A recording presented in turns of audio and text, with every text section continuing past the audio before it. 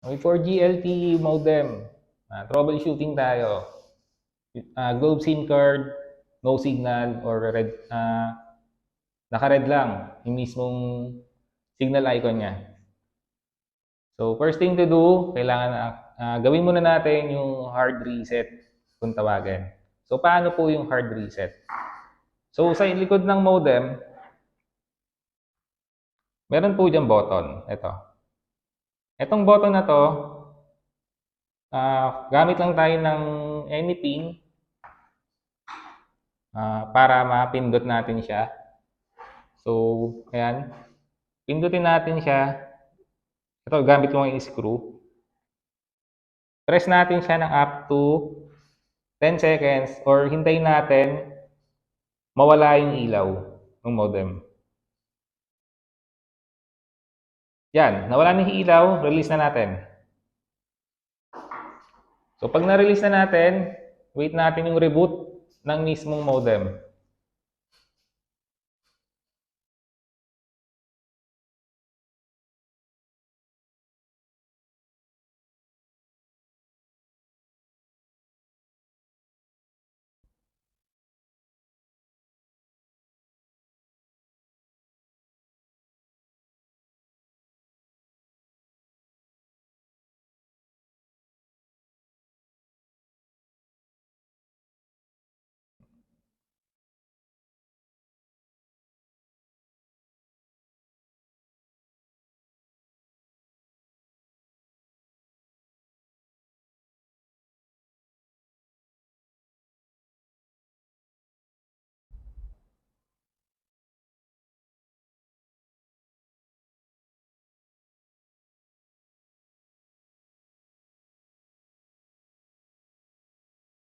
So, yan guys, may kita nyo.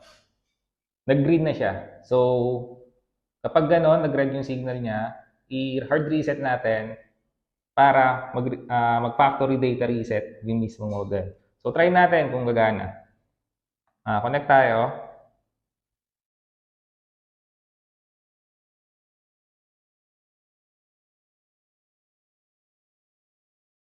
So, try natin yung internet niya ngayon. Try Google. Search tayo ng kung ano. Natin search natin sa YouTube.